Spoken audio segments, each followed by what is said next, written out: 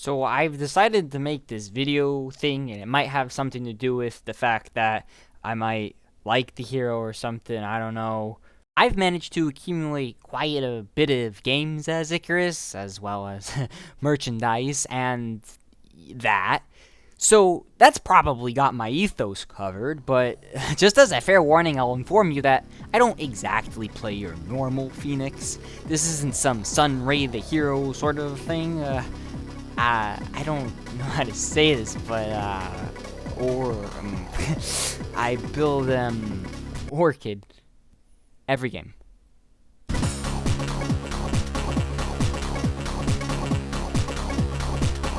This video will consist of 4 parts. In order, I'll first explain his abilities. Yeah, I'll be calling him a he, it's just easier to do. I'll then move on to the basics of playing as the Bürd, and then I'll get into some more advanced details with combos of items and abilities, and then end the video with some analyzed gameplay in order to explain decision making. Before we begin this section, it should be noted that every spell used by Phoenix will drain a percentage of his current vitality, so don't be surprised when activating one spell hits you for 500 damage when you're at full health. The more you know. I've died this way a lot. Phoenix's first skill is called Icarus Dive. If you happen to activate it, Phoenix will dive in the position of your mouse cursor in the shape of an ellipse with a diameter of 1400 units that takes 2 seconds to complete. Any enemy unit caught by Phoenix's hot body during this dive will be slowed by 28% for 4 seconds and also take damage every single one of those seconds. During the flight time, your hotkey is replaced with Stop Icarus Dive, which stops the dive. Since the flight time takes a total of 2 seconds, if you activate the stop command after 1 second, you will have effectively traveled the maximum distance. This spell can be cancelled by your opponents very easily. Diving into or getting stunned during its duration will stop the spell and put it on cooldown. So, try not to do that. Furthermore, this spell, unlike other mobility spells, can escape Slark Tether and Disruptor Field, so that's always useful. Number 2 on the list is Summon Fire Spirits. This summons fire spirits. Yeah, these names are very descriptive. On cast, 4 little tiny conscious mini phoenixes will begin to circle the rather larger one for 20 seconds, after which they will expire. While at least 1 fire spirit is present, the spell is replaced with Launch Fire Spirit, which... yeah. Using the target indicator, Icarus will send one of his newly born replicas to commit a kamikaze act, launching one of them towards the mouse cursor. Upon impact, any enemy unit within the AoE splash radius will become affected with a lingering debuff that lasts for 4 seconds. The debuff dramatically reduces those affected with a massive attack speed slow, as well as some damage every second that scales with rank. With 4 of these nukes ready at your disposal, it should be noted that afflicting an enemy already marked with the debuff will only refresh its duration and will not stack. So, to get maximum damage, wait 4 seconds before launching another spirit, as the maximum damage you can do with the plus 65 Fire Spirit DPS talent tree is a decent 2,160 hit points. Neat. Next up is the infamous Sunray. Basically, Phoenix turns into a bird with fucking lasers. A massive beam is emitted from Phoenix, and any enemy units caught in its path will start taking percentage health damage, and any allies will begin gaining percentage health healing. Phoenix turns immobile and has his turn rate greatly reduced. On top of that, the beam starts out powerful and grows in strength the longer it is fired, for up to 6 seconds, because this is when the beam shuts off. Casting this one will still inflict self-damage, but unlike the previous 2 spells, instead of one chunk of damage, you will instead slowly drain your vitality. And of course, the spell wouldn't pertain to Phoenix unless it activated another ability. This one's got 2. During its 6-second duration, the ability Toggle Movement and Stop Sunray become activatable. And yeah, one stops the Sunray and another toggles movement. If you want to move, Phoenix will begin to move at the speed of 250 units no matter what, which allows you to position your beam as you wish. Now, before we begin this next part, if you call this an egg, I want you to know that egg sounds dumb. A super lethal, uncontrolled nuclear reaction about to escape its own massive gravity sounds way cooler than some farm produce. Okay? Nice. The star of the show, Supernova, is Phoenix's ultimate move. Activating it will instantly kill Phoenix. But he's the Phoenix, so he attempts a shot at Rebirth. He does so by transforming into a star that damages all enemy units every second in a massive area. After 6 seconds, the rebirth is complete and a massive explosion inside the pre-existing area stuns all enemies and completely restores Phoenix's health, mana, ability cooldowns, except for Supernova. However, the star is vulnerable. If 5, 8, 11 enemy hero attacks hit the star, it will be destroyed. Except Meepo clones, Arc Warden clones, and also Lone Druid Bear counts, so that's kind of annoying. And also he's actually dead. Icarus Dive and Fire Spirit synergize very well with this spell, as the Dive can be used to slow and position a good ult that they can't run away from, and Fire Spirits can be used to slow your enemy's attack speed to ensure that it will live. Oh boy, we've only just started.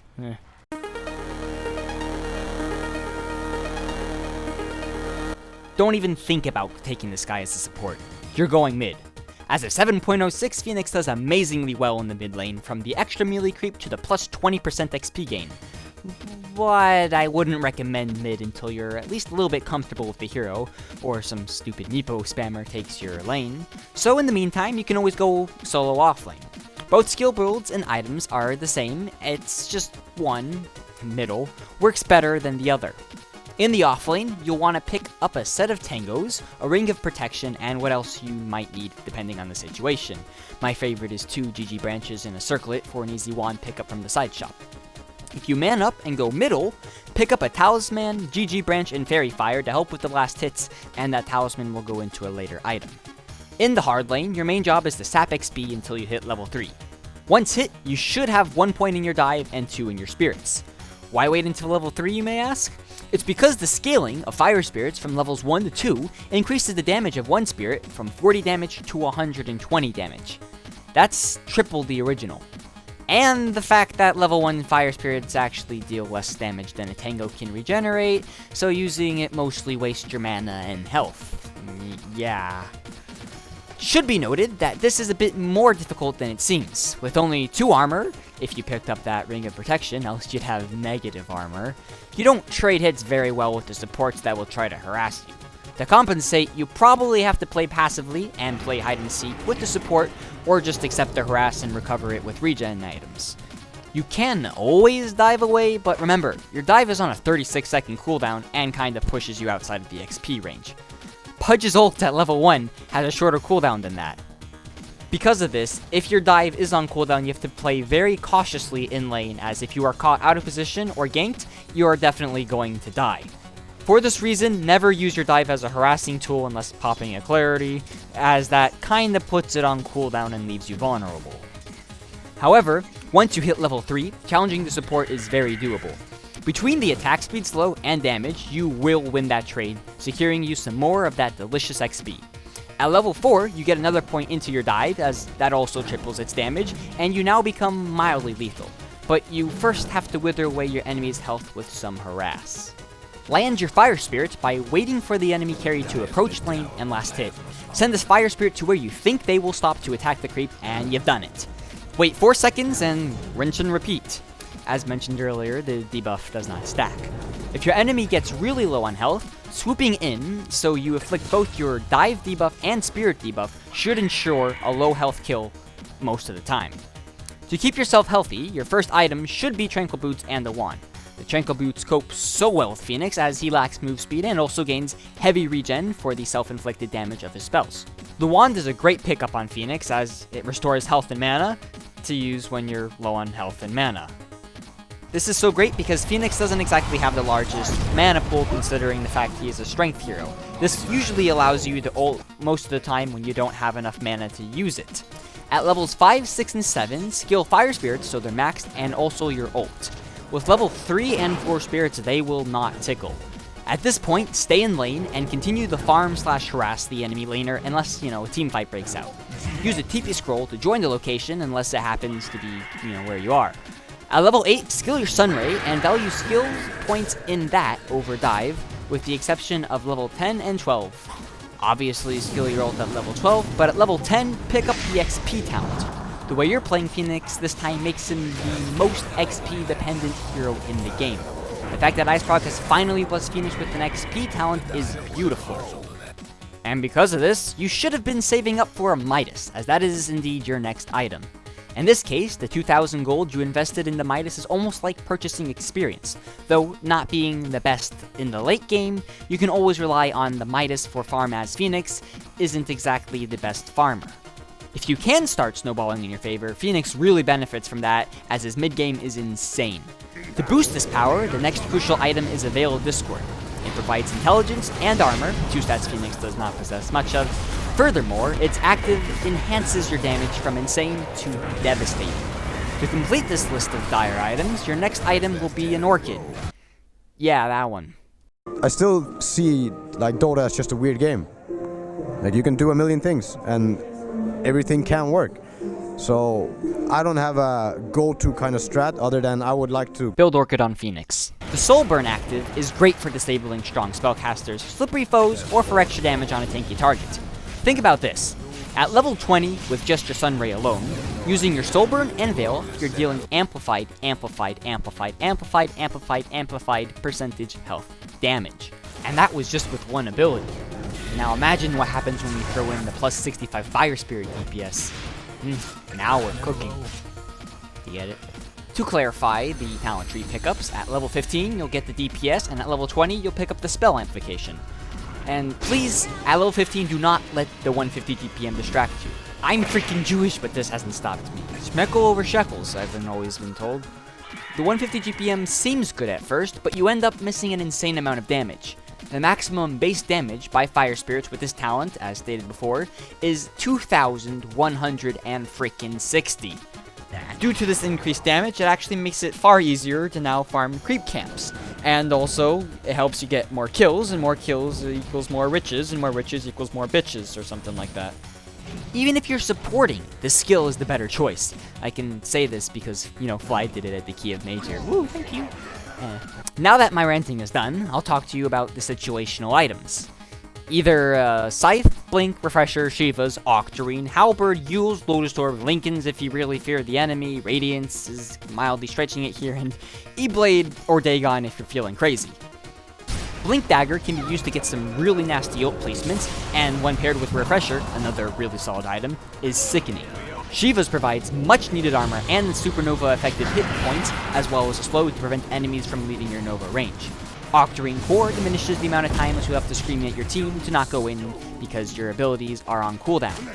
Halberd, Bürd, is decent at stopping any ranged Star Destroyers from erasing your Supernova. Yule's and Lotus Orb can be used to purge yourself if the enemies have a silence or some other debuff you don't really like. Finally, Scythe is a great pickup, as BKB holders will be the bane of your existence. Disarming them and preventing BKB usage for 3.5 seconds is a great way to spark a successful ult. Speaking of the dreaded BKB, your final talent tree pickup depends on the game, but most of the time, try going for the extra stun duration. Having a 3.5 AoE BKB piercing stun is insane in the late game, and for some reasons, it's actually easier to get your ult off later in the game, because team fights are different then, and don't ask me why. Making it a better alternative than the extra 2 hits. I would explain more, it's just that, there's not enough time for, everything, so yeah, let's move on. Alright, here we go. To start, Phoenix goes very well with team comps that just want to divide at minute 15. Any hero like Spearbreaker, Clockwork, or even Ricky do well with early game aggression. Of course, heroes that wombo combo well with Phoenix, such as Treant, Disruptor, and Magnus are always great additions.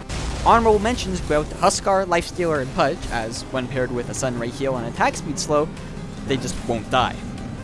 Phoenix does amazing against heroes that channel skills like Crystal Maiden, Witch Doctor, and Sand King, as they will not be able to destroy your star if there's channeling. Other heroes Phoenix counters are heroes like Sven for their attack speed and tankiness, heroes like Templar Assassin, Weaver, and Enchantress for once Fire Spirit will completely render their ability to use their only source of damage, physical, and heroes like Luna who have massive ults you can just hide in your star as. Heroes that Phoenix does not want to play against are hard disablers like Nyx, Lion, and Shadow Shaman, or heroes that have high sustain and attack speed like Anti-Mage, Alchemist, and Huskar. Other annoyances include Kunkka and Silencer as they really mess with your shit. The 3 worst heroes for Phoenix to play against is Ursa, Juggernaut, and Lifestealer. Because of his high attack speed, you would think Troll Warlord would be a top counter. High attack speed is always a great way to destroy your ult, but that can be played around. High attack speed and the built-in purge / magic immunity, that's another story. In fact, since none of your abilities can pierce magic immunity, any BKB holder will just destroy you, because anything you can do won't manage to affect them, while anything they can do will definitely affect you. To play against anyone with purges or magic immunity, you've got to know how to ult. Your ultimate is very powerful, if you get it off. So when is a good time to ult? Well, in most cases, it's never as initiation. Even with Phoenix's abilities, an early supernova that starts the fight is, in most cases, bad. Phoenix lives in the chaos of a fight. If you ult too early, the enemy will be too organized and just make a decision to kill you or just run away. Because in most cases, their entire focus will completely destroy your ult, and you're very easy to run away from as, the star's mildly immobile. You must wait for the enemies to be committed, when you know they will not run away or instantly focus you. Wait for the enemy's ults to be expelled, and wait for the enemies to overcommit. Phoenix severely punishes anyone who falls out of position, and when the entire enemy team has done so, this is the prime time to strike. To capitalize on this moment, you must combine your skills in a deadly, swift action in order to wreak havoc. Use Icarus Dive to dive on top of your enemies and inflict the slow debuff. During that same dive, use your spirits to slow the enemy's attack speed. By using your spirits during the dive, it closes in the distance between you and your targets, making it far harder for the enemies to dodge. After inflicting these debuffs, you then finally ult. Remember, because these debuffs only last for 4 seconds, this combo must be executed as one swift movement. A good ult looks like this: dive, fire spirits, veil, and other items, and then you ult. All within 1 second, and before the dive ends. This is why we're using quick cast. Because your spells are crucial to your ult, try to save your ult for when your abilities are up. In fact, scream/ping at your allies, telling them you will not fight until your cooldowns are off.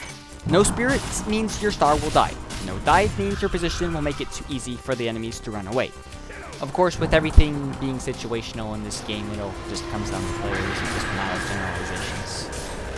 When not used for your ult, your other abilities still have some good purpose. Your dive can be used as a mobility tool, your spirits can be used as a good farming tool, and your sunray can be used in fights where you don't actually have to commit your ult because it's a strong spell all around.